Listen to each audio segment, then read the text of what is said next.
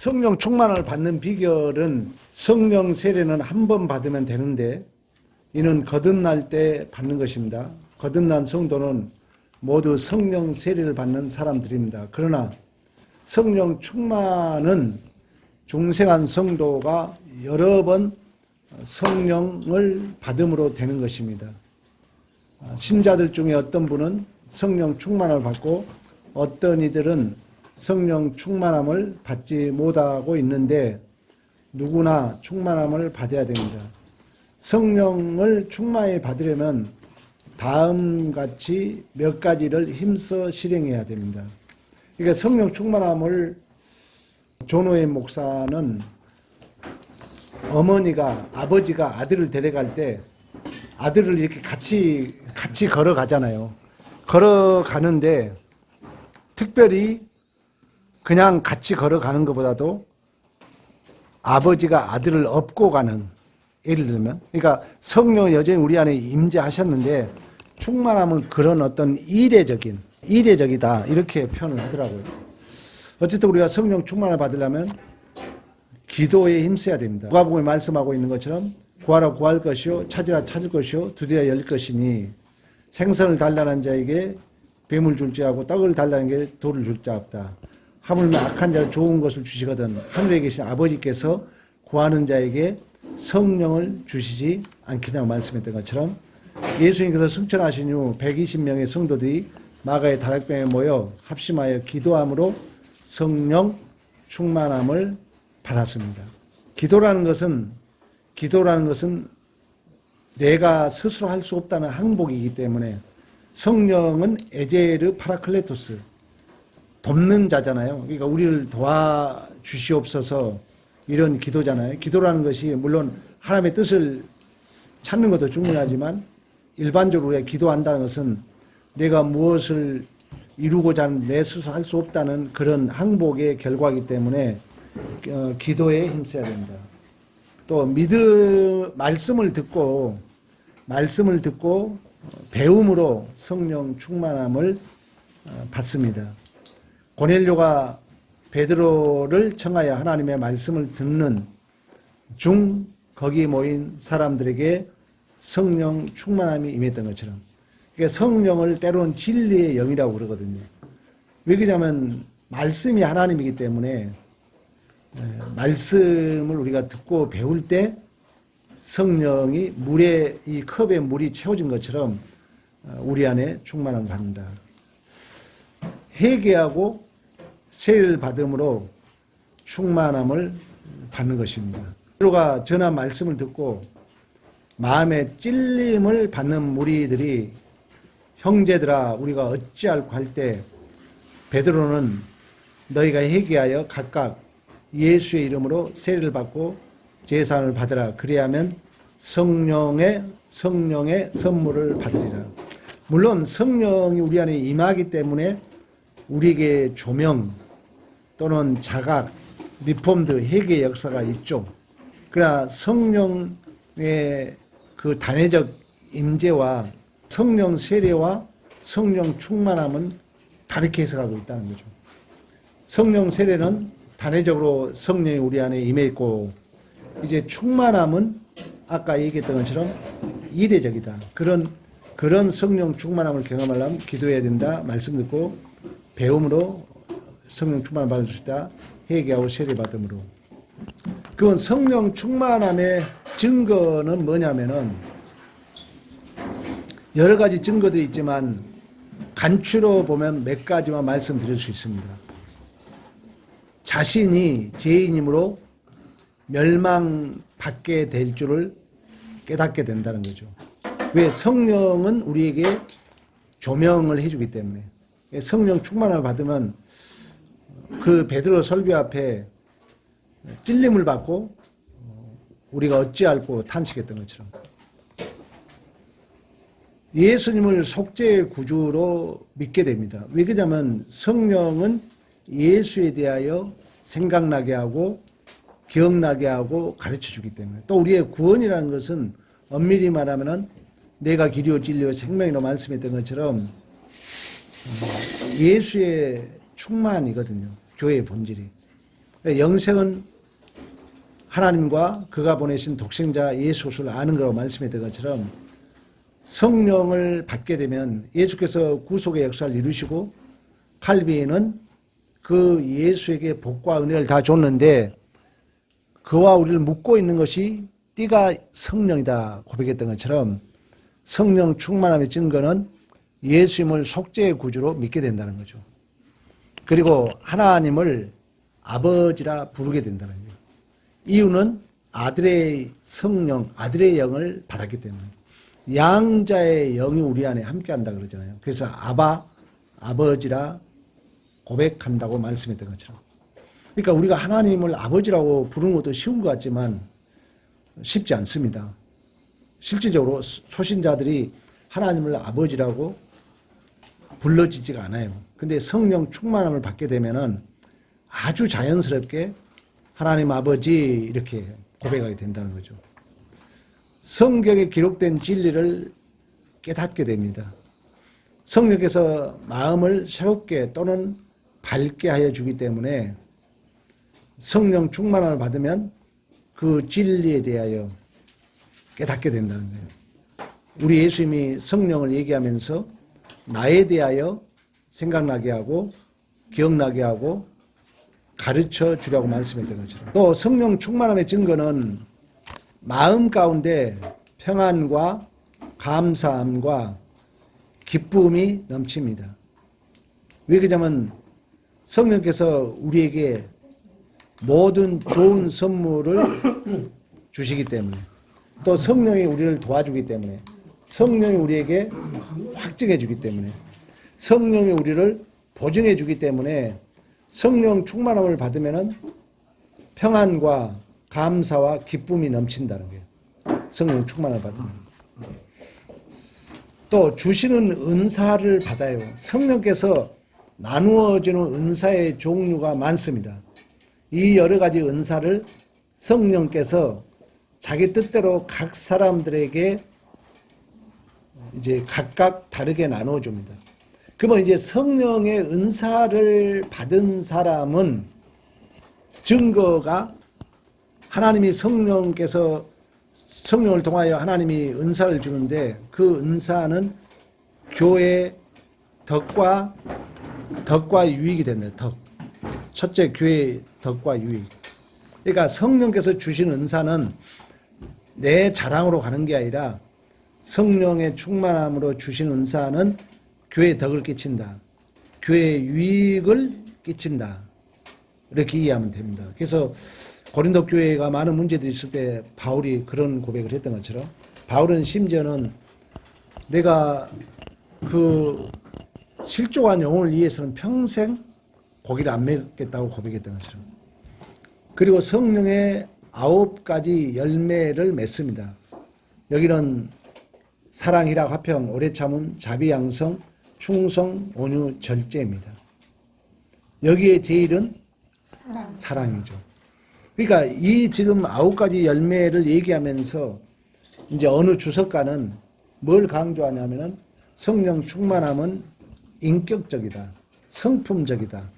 그러니까 예수 닮은 인격으로 나타난다는 거죠. 성령 충만함을 받은 사람이 막 과격하거나 또 사람을 함부로 대하거나 또는 그 입술이 이렇게 덕을 안 된다거나 또 성령 충만을 받았다면서 이런 오늘 본문에 나와 있는 것처럼 9가지 열매에 말씀하고 있는 것처럼 온유하지 못하거나 참아주지 못하거나 이런 그러니까 이 네. 네, 우리가 교회를 다니지만 때로는 우리가 이제 그 싸납게 막 화를 내고 막 야단도 치고 이렇게 거짓말도 하고 막 그런 게 원망, 불평, 비난 뭐 이런 걸 하는 경우가 생기는데 이제 교회를 다니면 이제 성령께서 우리에 와 계시는데 이제 그런 상황이 연출이 됐을 때는 그러면 성령께서 우리 와 계신 성령께서 우리를 떠나시는가 아니면은 그때는 어떤 상황이 되는 건가 그거를 한번 이제 궁금하기도 하고 이제 그거를 한번 짚고 넘어갔으면 좋겠다는 생각이 듭니다. 어떻게 생각하세요? 권사님. 근데 그 부분은 저희들 일상생활 속에서도 나타나는 저희들의 모습인 것도 같습니다. 근데 정말 성령을 의지해야 된다라는 게 순간순간 의지해야 된다라는 게 다시금 느껴지는 대목인 것 같은데요. 근데 뭐 사단은 틈을 타고 다닌다고 하잖아요. 우리들의 그 연약함을 건드려서 정말 이 사람이 무너지게끔. 그러니까는 사랑이 가득했던 그 말씨가 갑자기 폭언이 되고 상대방을 흉보고 야유하는 그런 말투로 변하게 하는 것은 사단이 정말 노려서 순간순간 저희들을 정말 공격해오는 그런 부분일 것 같다라는 생각이 들어요. 그래서 항상 말씀으로, 기도로 우리가 하나님을 의지하고 성령님을 의지한다면 성령님 안에서 정말 지금 말씀하신 것처럼 성령의 9가지 열매, 그 중에서도 사랑의 열매가 저희들의 그 모습에서, 언어에서 또 행동에서 나타날 걸로 생각이 됩니다. 이상입니다. 제 말씀이 맞는지 모르겠지만 강도사님의 답에 정확한 답은 첫째는 그분이 성령 충만을 받지 못한 사람이거나 성령 충만 받는 사람이 그런다고 그러면 분명히 그 뒤에 바로 자각과 회개가 따르게 됩니다. 이상입니다. 거의 답은 나온 것 같아요. 그러니까 성령이 오신 목적은 이미와 아직의 신적 확정이거든요. 그러니까 우리가 신분으로 출생했는데 수준 실력이 안 됐기 때문에 성령이 임하고 이제 그게 계속 다시 말하면 이제 그래서 이런 얘기를 해요. 최종적 판명. 우리의 죄는 경향과 지향소로 나타나는데 최종적 판명이 언제냐는 얘기예요. 그건 언제예요? 죽을 때 가봐야 돼요.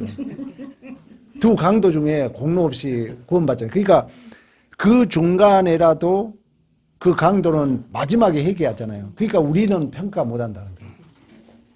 그러나 구원 택자는 장로님이 얘기한 것처럼 떠나지 않아요. 한번 임재하면. 우리가 성도의 견인이라고 그러잖아요. 근데 성령이 임했냐 안 했냐 우리가 쉽게는 말 못해요. 그러나 여러 가지 증상으로 판단하는데 계속 그 사람이 싸납게 원망 불평하고 막 싸납게 이렇게 그 예수의 성품이 전혀 없다면은 우리로서는 아유 좀 그렇게 생각하겠지만 그러나 최종적 그 성령의 권위는 하나님께 있기 때문에 우리는 쉽게 판단하면 안 된다는 거예요. 예를 들면 바울이 그 예수 믿는 사람 죽으러 다니잖아요. 주기로. 그때만 본다면 진짜 원수잖아요. 근데 그것이 역설로 이제 나중에는 그게 생각나므로 나이가 날마다 죽노라 이런 고백을 했던 것처럼. 바울의 생각처럼 자 마이크 대고. 항상 마이크 대고. 바울의 고백처럼 우리 마음에 성령님이 임하여 계셔도 그 마음 자체에 인간은 두 가지 법이 있기 때문에 육신의 법이 성령의 법을 짓누르기 때문에 그러한 효과가 나타나는 것 같습니다. 그래서 항상 우리는 완전한 진리가 아니기 때문에 그 자체 주님 앞에 서는 그날까지는 어차피 육신의 소욕과 성령의 소욕이 싸운다는 바울의 말처럼 그 육신의 소욕이 강해지면은 진정 죄악이 드러나는 거고 성령의 소욕이 강해서 정말 성령의 소욕에 항복당하고 이끄심에 순종당하는 삶은 성령 충만한 능력으로 나타나는 것 같습니다. 이상입니다. 그러니까 우리가 지금 반복되지만 그런 의미에서 아까 성령 충만함을 받으려면은 그래서 기도에 힘써야 되고 말씀 듣고 배워야 되고 회개하고 세례를 받아야 되고 그리고 그래야 된다고 말씀했던 것처럼 맞아요. 저번에도 제가 한번 말씀드린 적이 있는데 예전에 이제 교회 다닐 때 금요 철화가 10시쯤 끝나면은 바로 산기도 가고 그랬잖아요. 근데 기도할 때는 항상 조심해야 되는 게 뭐냐면은 교회에 와서 하든지 아니면 다른 기도원이나 다른 데 가서 기도하게 되면은 혼자 가시면 안 되고 꼭 두세 사람이 같이 가셔야 돼요. 제가 아는 어떤 집사님도 산기도 하다가 엉뚱한 신을 받아갖고 지금 무당하고 있는 분도 있거든요.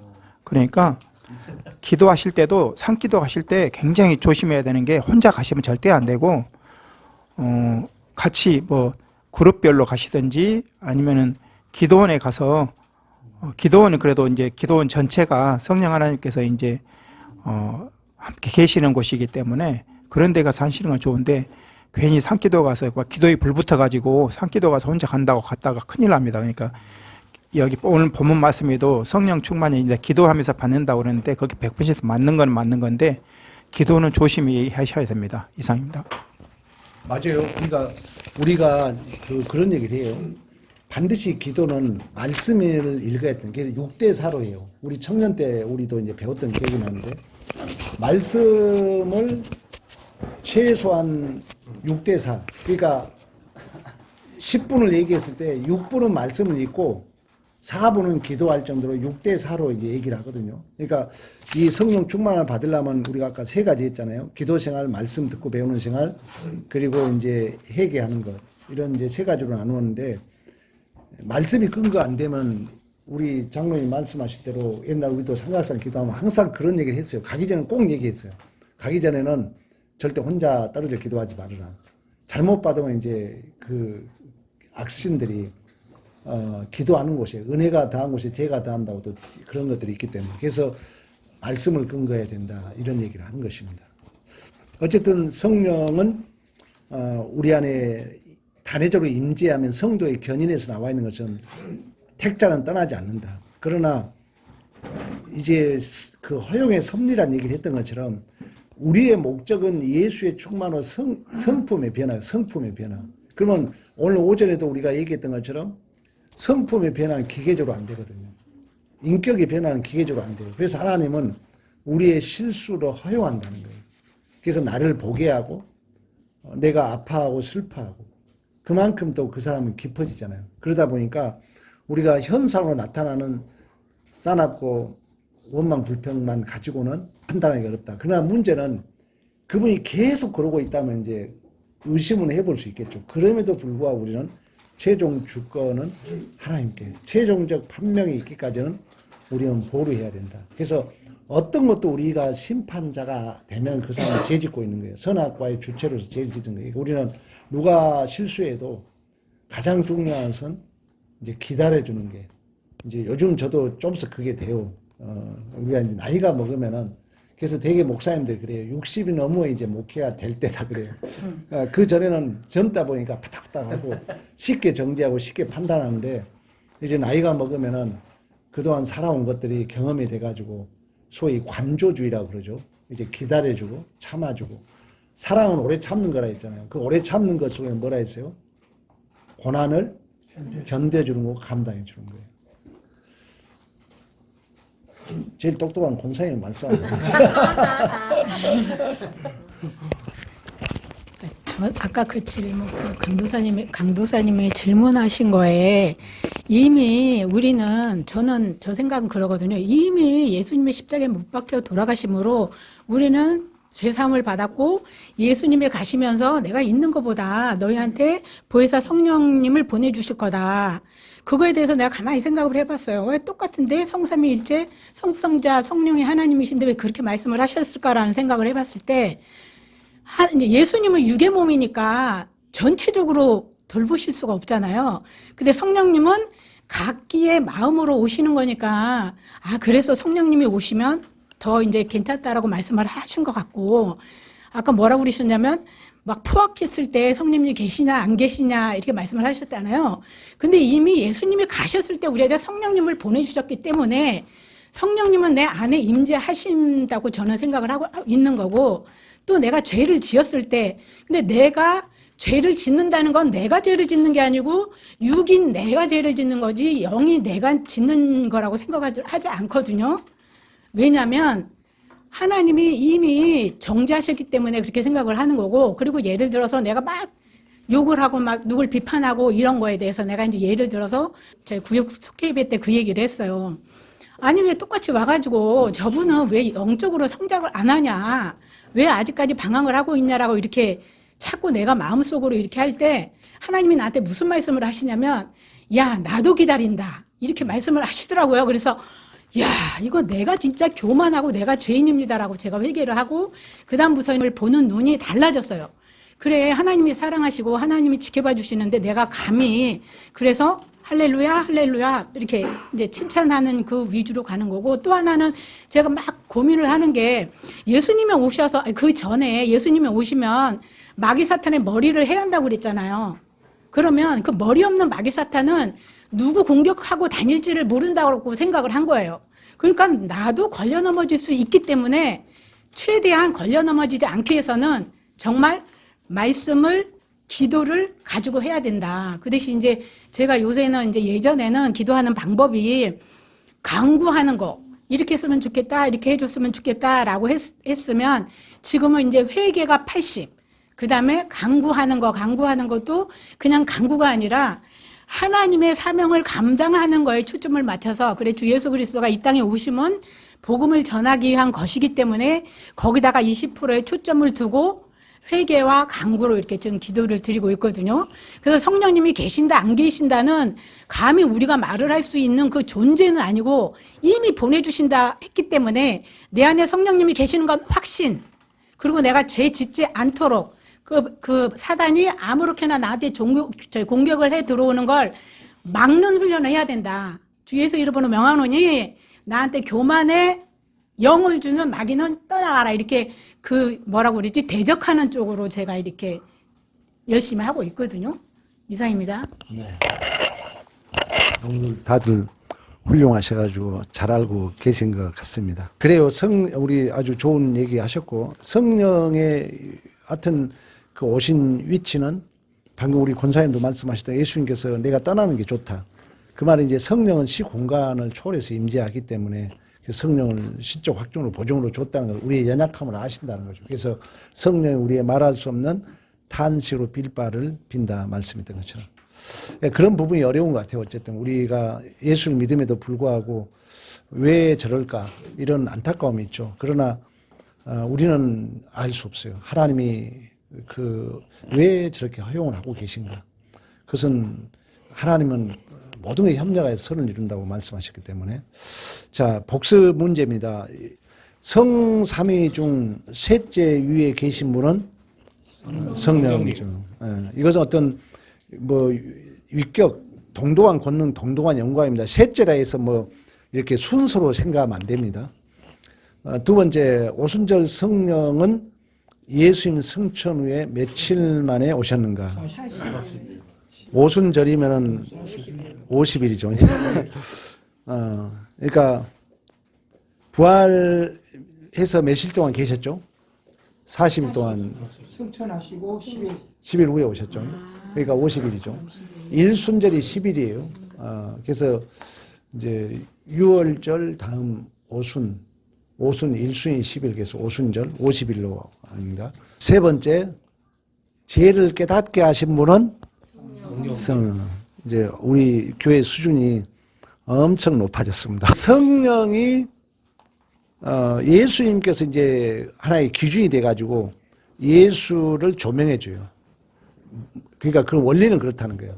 원리는 우리가 캐논 자를 내가 비춰줘야 이게 몇 센치를 알고 있는 것처럼. 그러니까 단순하게 성령이 깨닫게 하는데 그 성령은 예수를 통해서 깨닫게 한다는 거예요. 예수가 근거가 안 되면은 이 깨닫는 게 윤리도덕주의가 된다는 거예요. 윤리도덕주의가 되면은 깨달으면서도 의연중에 남에게 떠넘기고 싶고 남을 핑계하고 싶어요. 그러나 예수의 기준으로 하면 모든 책임이 누구 책임이요? 나에게 온다는 거죠. 그래서 꼭 기억해야 돼요. 우리 기독교는 예수 그리스도를 빠지면은 윤리도덕주의가 될 수 있어요. 조심해야 돼. 가장 경계해야 할 부분이에요. 그러니까 죄를 성령이 깨닫게 하는데 예수를 근거해서 깨닫게 한다는 거예요. 기준이 있어야 깨닫잖아요. 그리고 회개를 하게 하죠. 회개. 그리고 돌아오게 하는 거죠. 회개라는 것은 쉽게 말하면 자각이죠. 근데 회개는 두 가지가 있다 그랬어요. 죄를 깨닫고 또 한 가지는 뭐예요? 방금 내가 얘기했는데 돌아오는 것까지. 그러니까 내가 잘못했어만 하면서 또 죄 짓는 거잖아요. 그건 회개가 아니에요. 예를 들어서 강사님 방금 얘기했던 것처럼 싸납고 원망 불평하신 분이 회개를 했으면은 뭔가 줄여들어야 될 거예요. 돌아와야 된다는. 그러니까 계속 하나님 앞에 우리는 더 기도하고 하나님의 도움을 구해야 된다는 거죠. 그렇지 않으면은 우리 이 참 죄에는 천하장사가 없어요. 또 악한 영들이 우리를 우는 사자같이 두루 삼킬 자를 찾는다 그러잖아요. 성령은 우리 마음을 어떤 방편으로 변화시키는가? 그렇죠. 죄를 깨닫고 회개하여 거룩한 새 사람. 그렇지. 예수 닮은. 항상 예수가 기준이 돼야 된다. 꼭 예수까지 얘기해 줘야 됩니다. 그러면 안 그러면 추상적이 돼요. 새 사람이 되었다. 거룩하면 쉽게 말해 예수 닮은 거라는 거예요. 그러니까 꼭 이 예수 그리스도 외에는 구원을 받을 만한 다른 이름을 준 적이 없다 그랬잖아요. 그러니까 항상 얘기할 때는 예수로 기준이 돼요. 예수가 답이 되는 예수가. 물론 하나님이라는 것도 얘기하지만 그러니까 거룩하다는 것은 구별된 거거든요. 그러면 구별된 기준이 뭡니까? 우리가 잘못하면 또 윤리도덕으로 한다는 거예요. 그래서 잘했다 뭐했다 따지고 뭐 옳다 틀었다 이렇게 할 수 있다는 그게 아니라는 거예요. 예수다는 거예요. 예수. 그러면 거룩함 속에는 우리가 생각하는 거룩하다 하면은 죄 안 짓는 건 거룩함, 윤리도덕적으로 정직하고 진실한 걸 우리는 거룩하다고 착각할 수 있잖아요. 그러나 거룩함 속에는 용서도 있다는 거예요. 기다림도 있다는 거예요. 틀리죠. 그러니까 우리가 생각하는 거하고. 용서도 있고 기다림도 있고 참음도 있고 손해보는 것도 있고 억울한 일 당하는 것도 거룩함이에요. 예수 닮은 게 거룩함이다. 여기까지 가져야 돼요. 꼭 기억해야 돼요. 우리에게 구원의 진리를 깨닫게 하신 분도 성령. 여섯 번째, 성령께서 주시는 세 가지 은혜. 기쁨, 평안, 소망. 기쁨, 평안, 소망이죠. 뭐 시간이 벌써 50분 돼야 마무리해야 될 거예요. 이게 닭이 먼저냐, 뭐 계란, 이게 계란이 먼저냐일 수가 있는데요. 목사님이 이렇게 말씀을 전해주실 때 내가 나를 보게 되면 예수님을 보게 된다. 이렇게 말씀을 하셨어요. 그렇게 말씀하셨나? 아니, 하나님을 만난 자, 나를 만났다는 이미 하나님을 만났다 그랬지. 그래서 나는 어. 그거였구나. 내가 잘못 들은 것 같아. 그래서 저는 아니 예수님을 바라보고 하나님을 먼저 만나야지 내가 나를 바라볼 수 있는데 그렇지. 나는 내가 나를 보면 예수님을 본다라고 아까 그렇게 들어가지고 이게 예수님을 먼저 만나야 되는데 예, 그래서 제가 아까 그거 여쭤봐야 되겠다. 그리고 진리가 아까 인문학적으로 뭐라고 말씀을 하셨는데 내가 노트에다 써놓긴 했는데 예, 진리가 흔들림이라고 말씀하셨는데 진리는 말씀이고 예수님이시잖아요. 진리는 성경적으로. 아니, 그러니까 철학과 진리는 진리를 답을 못 준다는 그래서. 그래서 그러니까 그걸 알아들었는데 근데 그 말씀을 전할 때 왜냐면 그렇다라고 이제 이해하는 사람이 있는가 하면 그렇지.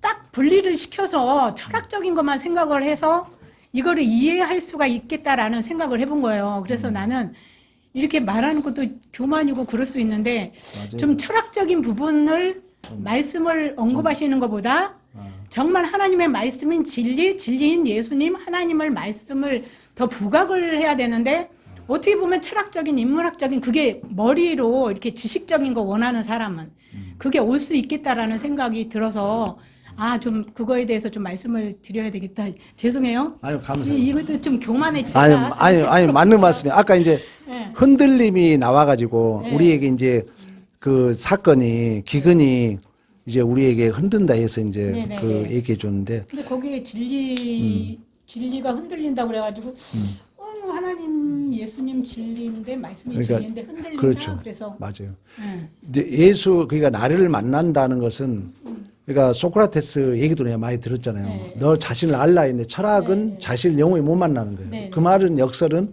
네. 하나님을 못 만났다는 거예요. 그래서 이제 그 제자 플라톤이 나를 만나기 위해서는 기준이 있다 해가지고 이데아라는 그 형이상학적인 절대자의 기준을 세우거든요. 가설을 설정해. 근데 그걸 찾으면 나를 만날 거라 했는데 철학은 신을 스스로 만날 수 없으니까 그 자리에 인간이 인간의 철학 세계는 신의 자리에 인간이 앉아 있는 거예요. 네. 그러니까 우리 이제 기독교는 방금 얘기했던 것처럼 그 자리가 하나님이죠. 그래서 하나님을 통해서 나를 본다는 얘기예요. 그러니까 이제 내가 꼭 얘기할 때마다 그 역설 하나님 나를 만났다는 것은 하나님 만났다는 얘기를 했고 좋은 얘기했는데 하여튼 철학은 앞으로 주의하겠습니다. 아니, 그렇게 정말 그렇게 돼요. 7대 3의 비율을 저도 이제 말씀이 좋다. 너무 감사하다. 막 이렇게 가다가 어느 순간에 나한테 딱 들어온 게 철학. 철학 인문학. 하나님의 말씀 이렇게 본 거예요. 근데 제가 들을 때는 이제 학습적으로 학업적으로 너무 좋아서 쑥 빨려 들어갔는데 어느 순간에 보니까 이게 이거다 저게 저거다 이렇게 돼버리는 거예요. 그래서 이 진리는 진리가 너희를 자유케 하리니 이렇게 진실이라는 말이 하나님인데 예수님인데 이 생각이 자꾸 여기서 맴맴 막 도는 거예요. 그래서 그래요. 철학, 좋은 얘기. 인문학 그렇게. 근데 사실 이제 그 우리나라 학제, 이제 미국 학제는 저도 이제 미국 학제 속에서도 강의도 해봤는데 이제 교육의 범위가 넓고요. 또 이제 신학의 커리큘럼에도 원래는 철학이 들어있어요. 왜냐하면 철학은 쉽게 말해 인간을 아는 거거든요. 근데 인간을 아는데 이제 그 인간의 한계를 아는 거예요. 쉽게 말하면. 그래서 이제 내가 이제 철학이나 인문학을 공부했던 이유는 우리 젊은이들이 교회를 떠나잖아요. 그래서 나는 우리 젊은이들을 좀 이제 교회로 이끄는 맛배기로 그런 생각을 했었는데 권사님 말씀 들으니까 아니, 아까 진리가 흔들림이라고 했던 그런 말씀, 저희는 일단 진리하면 말씀하신 것처럼 예수님이고 이 기준이잖아요. 우리 믿는 자들의. 이 때문에 예수님의 나를 비춰봤을 때 흔들림이 있을 수밖에 없다. 왜냐면은 나는 그런 생각을 안 하고 있었던 그런 상황이었는데, 예수님을 바라보고, 그럼 거기에 견주어 봤을 때, 이거는 내가 뭔가, 충격이고 이거 흔들림이다 이런 말씀으로 저는 들었거든요. 그러니까 거기까지 그래서 깊숙이 네. 가기까지는 시간적인 게 초신자들은 그럴까요? 그래서 이게 네. 학습적으로만 보면 아. 그게 아니라는 거지.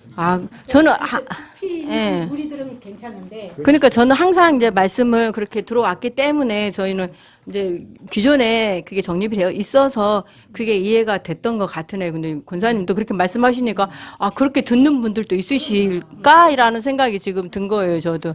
그 말씀을 전해 주실 때 이렇게 이 말씀을 전해 주실 때 어디 뭐 베드로전서 이렇게 뭐 고린도전후서 뭐 이렇게 말씀을 하시는데 너무 좋더라고요. 그렇게 그러니까 말씀으로 대입을 해 주시니까 그게 더 찾아보게 되고 좋은 말씀이에요. 그리고 이제 특히 이제 1세기 당시에 철학을 성경 엄청 배제를 해요. 비판을 해요. 왜냐하면 히랍에는 철학이 주를 이뤘거든요. 그런 이제 배경이 그 지식이 더 좋아 보이고, 그러나 이제 철학은 분명히 알아야 돼요. 아까 얘기했던 것처럼 신을 스스로 만날 수 없기 때문에 내가 누군지 모른다는 거예요. 철학은. 그러니까 그리고 철학의 자리는 누가 왕이다? 내가 왕이라는 거예요. 그것만 알고 있으면 돼요. 그걸 알 전제에서 이제 내가 얘기하고 있다는 거, 나는 계속 반복했으니까. 어쨌든 그런 점은 좋은 얘기입니다. 그런 주의도 하고 그래야 될 것 같아요. 또 뭐 시간이 우리 뭐 성경 공부를 안 하니까 다들 또 서운해 하더라고. 하는 걸 좋아해가지고. 그래서 오늘 시간이 없어서 시작했는데. 토론이 좋은 거예요. 사실. 그러니까. 이야기하고 뭐 하실 말씀 누가 마무리, 우리 정권사 한 말씀 하실래요? 박수로 마무리할까요? 네.